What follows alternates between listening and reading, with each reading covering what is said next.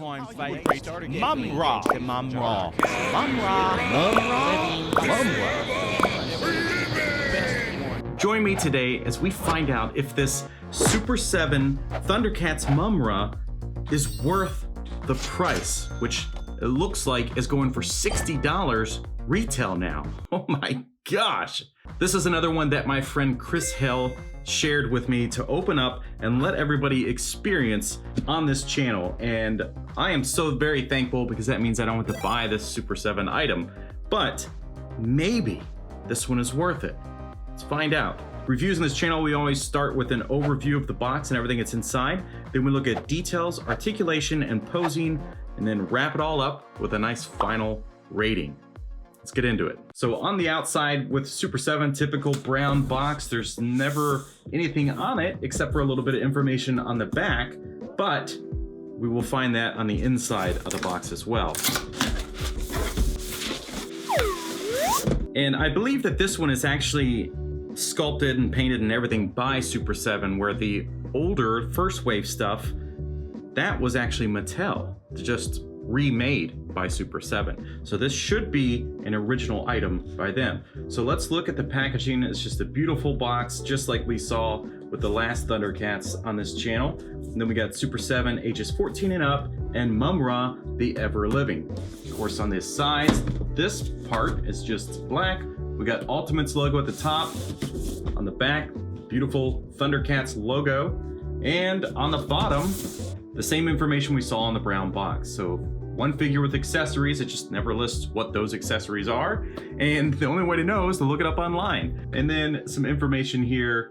This was produced, it looks like, in 2020. So let's take the sleeve off and get a look. Ooh, look at that.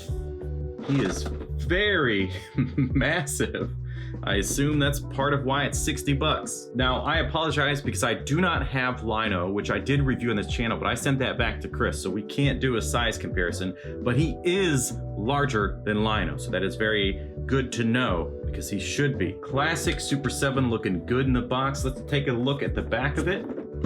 There we go, some beautiful artwork, a little bio. The artwork on the back of this looks really good, and I love this kind of, you know, outside of the box style. Looks really cool. So let's get him outside of this and see what we got. And the sleeve in this is the same, I think, as what we saw with Lino. And this is a very large figure, and it may not come across that way on camera, but we'll do some size comparisons with other figures to give you an idea. So let's take this apart. Traditional Super 7, there's two layers of stuff going on here. What's interesting is this is actually pinned in. I wonder why you would do that. I mean, you're gonna have holes that hopefully kind of go away after some time, but very strange way to handle this. I don't know why you wouldn't just fold it up and put it in a bag like usual. And then Mumm-Ra the Ever-Living himself with his extra head. Let's take everything out of the plastic. It looks like we got some zip tie or some plastic ties to snap off, and we'll be right back.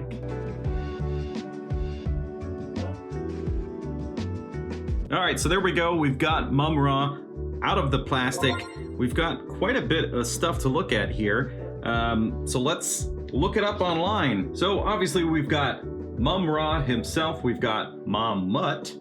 We have Key of Thundera. I don't know where that is. Did I miss something? We've got the extended sword of Plun-Darr, the mighty Gyroscope Regulator, his alternate head, the cape, and interchangeable hands. Okay, according to the listing online, I don't know what the key thing is all about. Whatever, it doesn't matter. That's not why I looked it up. It's just I don't remember enough about the show to tell you what all this stuff is. Like, I definitely don't remember the Ma-Mutt. Anyway, so that's a little overview. Let's look at details. So starting with Ma-Mutt, looking okay. He's a beefy little boy, but he's got some paint issues all over him. Let's see, look at that face.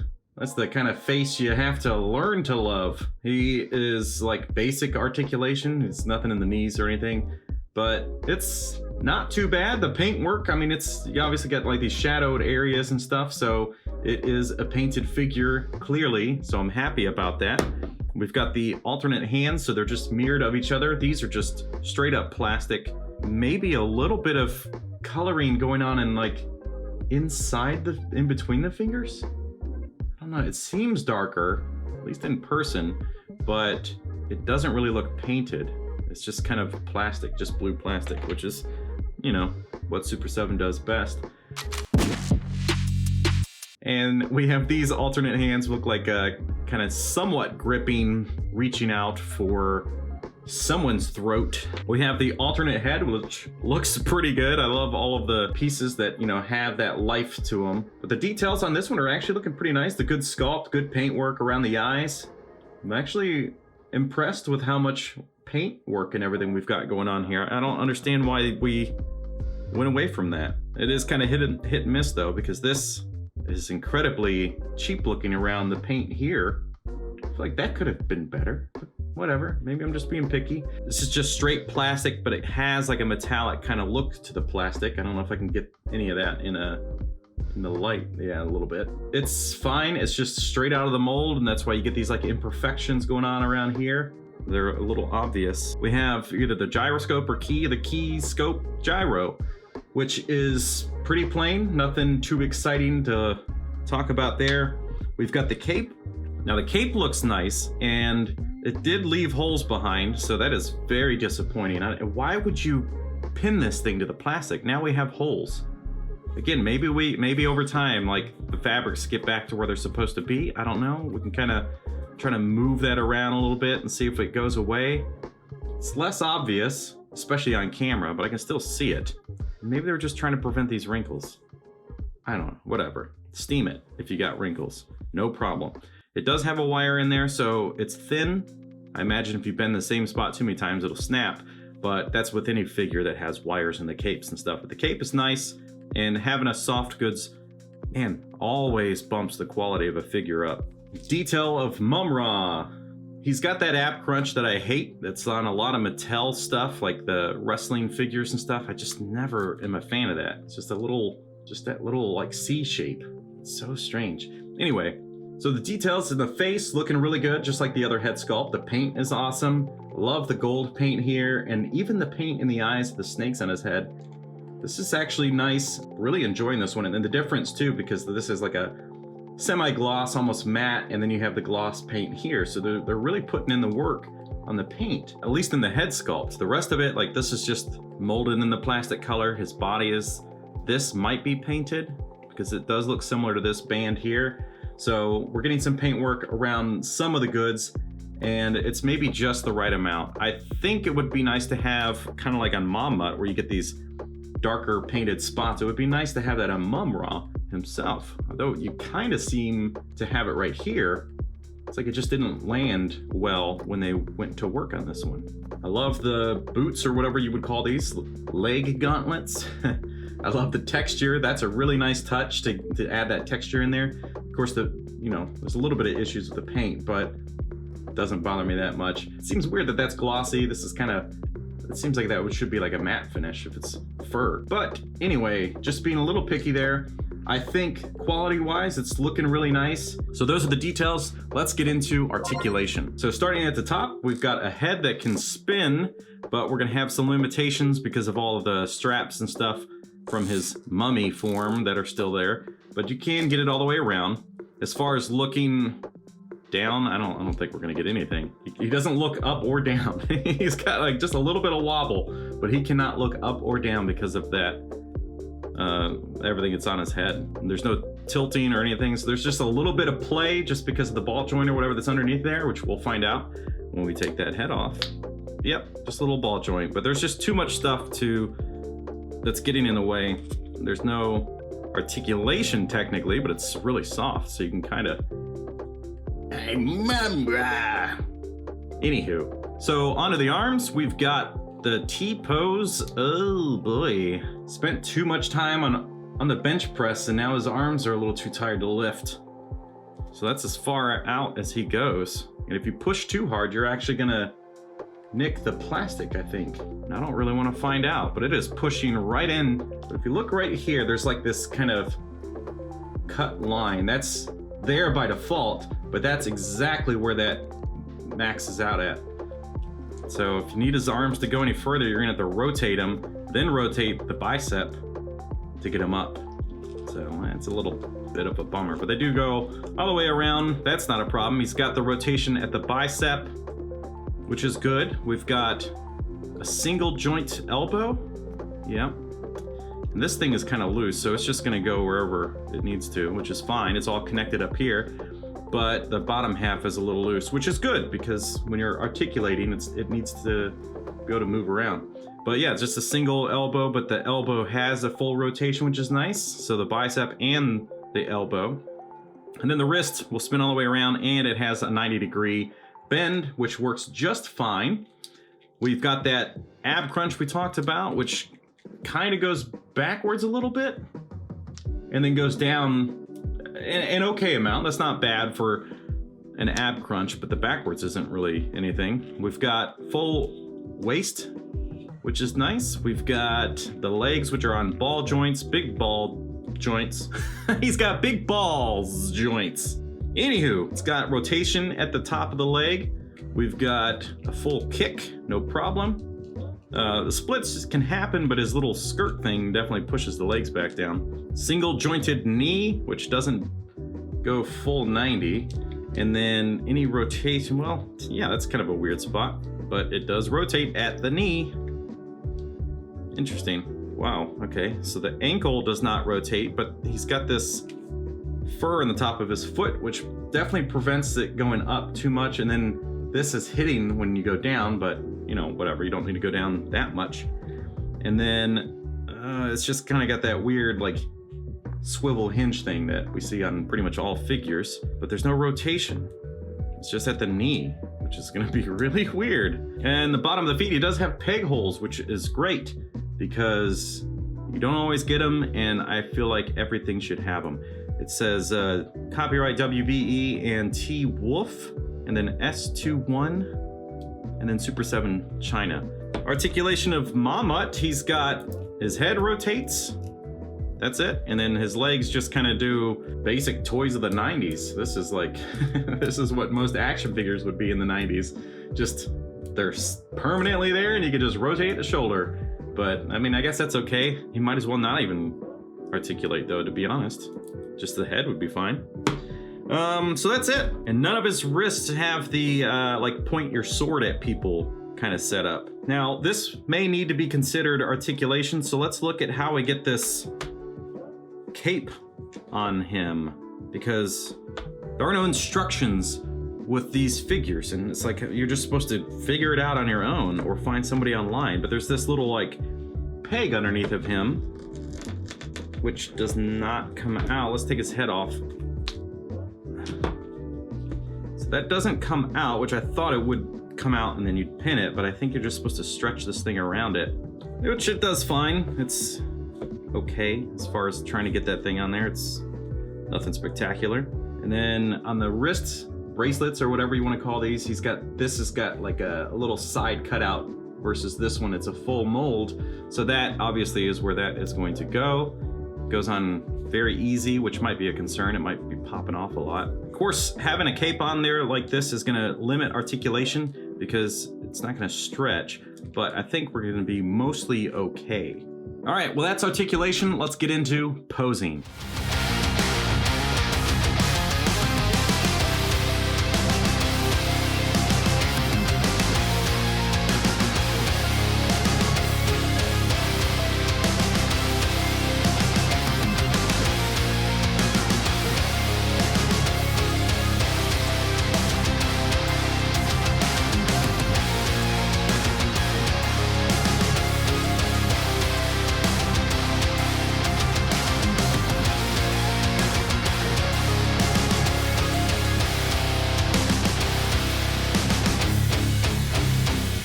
All right, so there we go with Mumm-Ra the Ever-Living. Man, he's big. He's got some good things about him, like the paintwork is really nice, and I like the straps here, like the way they did this kind of the mummy wraps or whatever. I mean, he obviously has some issues, and I think that was clear throughout the review. So let's just get into rating it. When we look at details, I think it's actually pretty nice. The paintwork and the insignia and stuff all came out really well. I like the soft goods of the cape. Now, these pieces pop right off on the wrists, so you need to be careful not to lose those things, but don't get worried if they pop off when you put the cape on, because I thought I broke it. Like I said, the paintwork is good. It is a softer plastic like lino, so that all the hands and everything can move, which allows you to get the weapons in the tighter grip hands. So don't be afraid to bend those fingers back and get the sword and stuff in, which you definitely will have to do, because that is a tight grip that will hold the sword really, really well, which is nice. But yeah, you really got to bend those fingers to get it to go into place. So details, I'll give it a 4 out of 5. This is actually nice looking, and I wish that they could go back to this. And it would be a 5 out of 5, but we're getting just like the imperfections of the sewing and everything that has caused these wires to just come right out of the bottom of. I mean, look at that. I mean, unless it's supposed to do that, I don't know why. Yeah, so there are just issues that have limited it to be a 5 out of 5. It's close though.